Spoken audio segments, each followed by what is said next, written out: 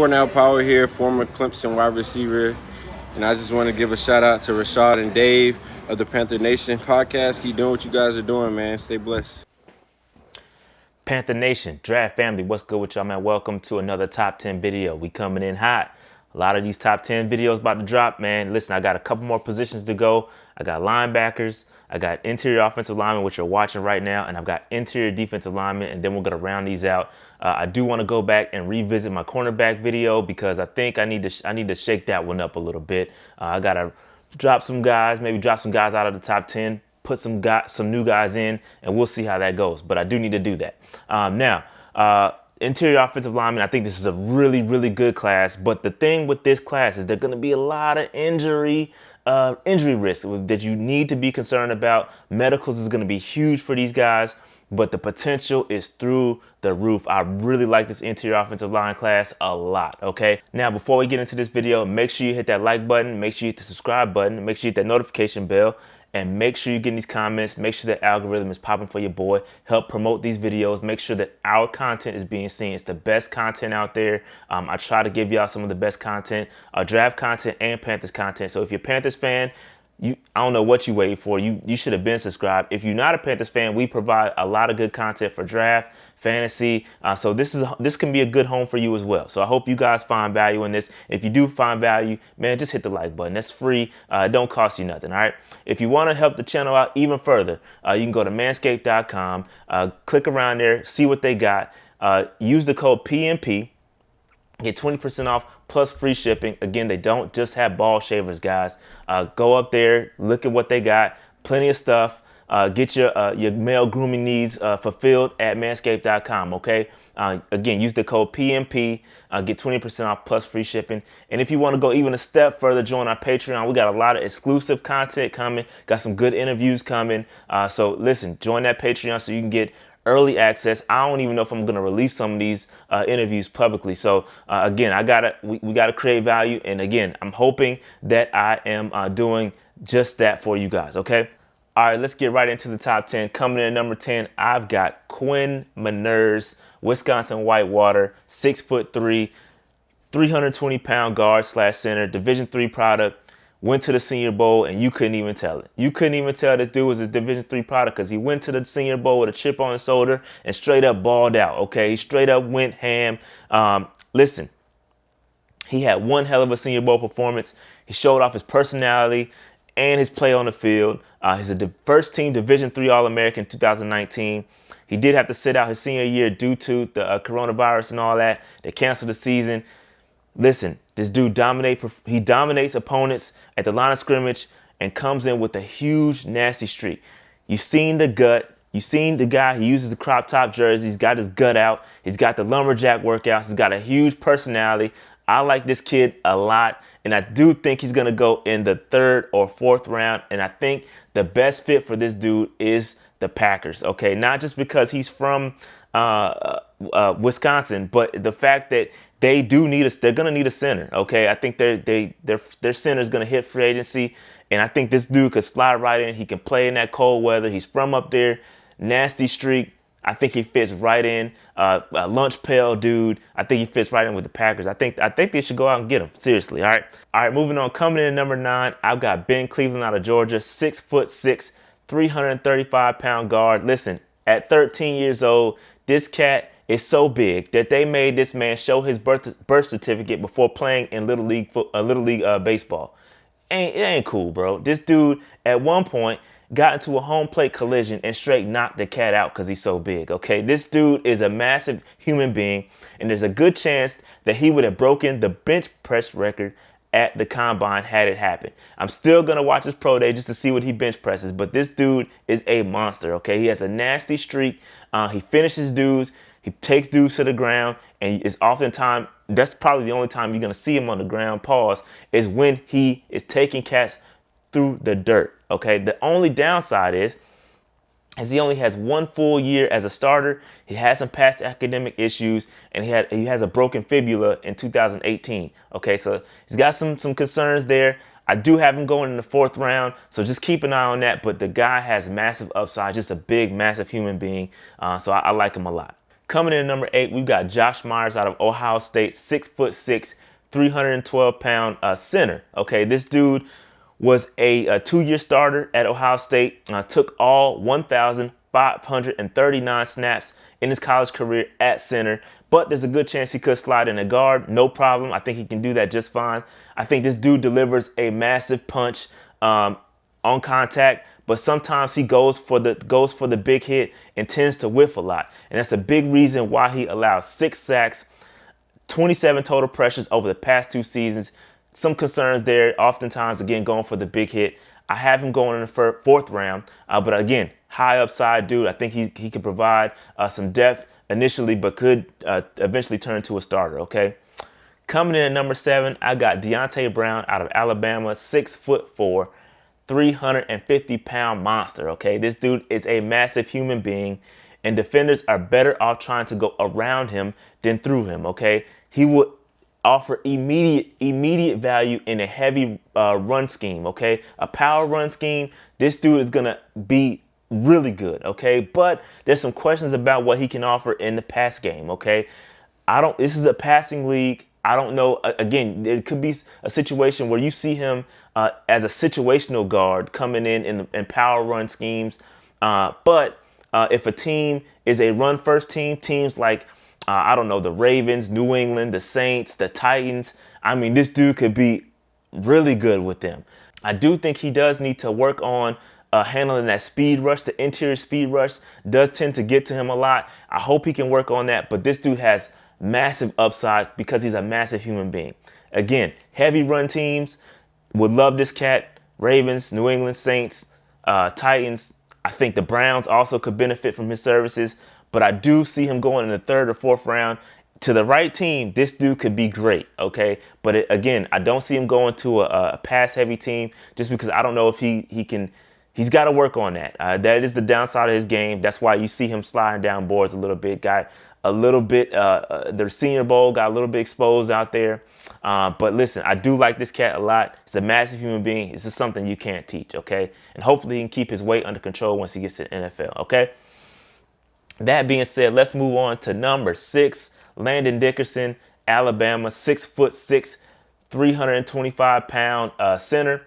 Listen, this man, this dude, the injuries, bro. The injuries is a huge concern from this cat. He would be really high on this list had he not had a really bad injury history. Now let's go through some of the things. He did start out at Florida State. He's a Jimbo guy. He had 3 years at Florida State, all of which ended with an injury, okay? All of his seasons at Florida State ended in injury. And then he got a medical red shirt and transferred to Alabama, okay? And then started 2 seasons there. So he's got tons of experience. 5 years of experience is something you cannot teach with 2 good programs, okay?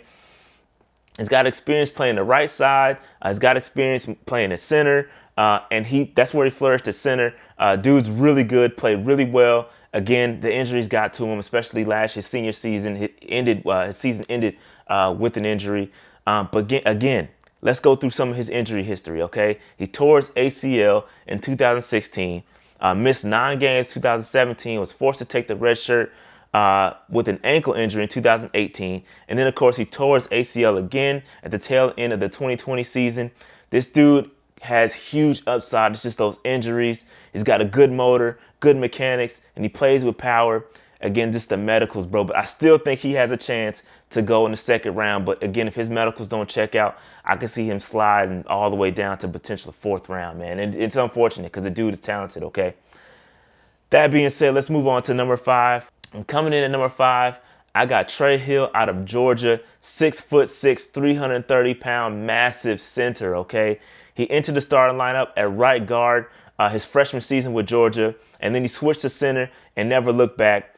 He's got rare size for the position. You don't see centers this big, okay? 6'6", 330 pounds. He's going to overwhelm interior linemen with his size, strength, and power. He's a straight-up mauler, okay? He's battle-tested. He's got a lot of experience playing with Georgia, and he's a get-a-yard type guy. You need a yard. It's 4th and 1. You line up behind this cat, and he's going to push and get that yard. You QB sneak, he's your guy. He's going to push the pocket. he's going to push those interior linemen back, and he's going to be great, okay? The medicals, once again, are a concern for him. You don't love hearing the fact that a 330-pound guy needed surgeries on both knees. That's never good, but both procedures did not seem major, so hopefully that's not a concern. The medicals will check out for him, hopefully, but I do have him going in the second or third round. Again, really good prospect. Moving on, coming in number 4, Creed Humphrey, Oklahoma, 6'4", 320-pound center. Again, his freshman season started out at center and never looked back. 2018, he did block for Kyler Murray on his way to a 3-year run anchoring that offensive line for the Oklahoma Sooners. He's just an old school lunch pail type dude. It's old school, no finesse, no flash. He's come out there, do his job. He's going to get it done. He does have a wrestling background, and you can see it all on his film. You turn on his film, he's got really good hand usage due to the fact he was a former wrestler, okay? He knows how to use his hands, know how to get around guys, and play with leverage, okay? Really good guy. However, he did struggle with the current Carolina Panther, Bravion Roy, in the Big 12 title game in 2019, okay? So, and he's not going to be the best athlete, and that showed. Bravion Roy took his lunch, and it happens, okay? Dude's not going to be perfect, but I do still see him going in the second round. I like this cat, just an old school lunch pail type dude.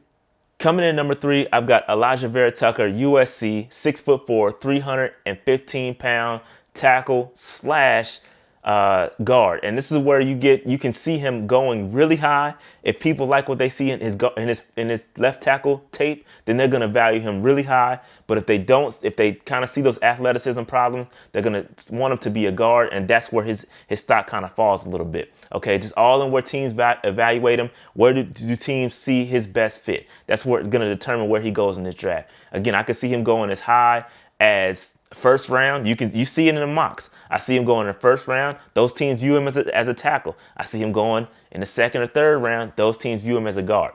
He's got probably the biggest range of where he could go in this draft in all the prospects, the guard prospects. Okay, but let's go into his history a little bit. The dude saw the field in every game as a redshirt freshman, moved to guard for 13 games. And never looked back. The coaching staff saw enough from the dude to move him to left tackle, okay, where he replaced Austin Jackson, who is a former first-round pick from USC, okay? He spent his junior season protecting the blind side for the quarterback in USC's pass-heavy offense. He was doing work at left tackle this past season, only allowing 2 pressures in his first 5 games before getting exposed by Kayvon Thibodeau out of Oregon in the Pac-12 championship game. And he tends to struggle with speed rushers, and that lack of athleticism shows, okay? The lack of athleticism shows when dealing with speed rushers, okay? So, again, that's where you're going to see that range of first round prospect to third round prospect just because of that athleticism. But, again, I do see this cat. I see somebody leaping at that opportunity, and I see him going in the first round. I do. I do see somebody taking that versatility and saying, all right, I want this cat. I'm going to take him in the first round, and I'm just going to play him across the line, similarly to kind of a Rashawn Slater. I think Rashawn Slater is way better, but similar to the same type prospect. Coming in at number 2, I got Trey Smith. Trey Smith is a guy that I really like a lot. Again, medical for this dude. This dude has massive upside. He's got valuable experience at tackle, where he played his first 2 years at Tennessee. He played all 3 positions across the line as a freshman, as well as kicking out the left tackle as a sophomore. And then sometimes he looked out of place when he got the left tackle. That's why a lot of people are saying a guard is best fit for him. That's why he's on this interior offensive line ranking. But also affecting his draft position, it's going to be his medical history. He missed half of the season 2018 after diagnosis of blood clots in his lung. Listen, medicals are going to be huge for this cat. But also, if he checks out, he could also be a massive steal.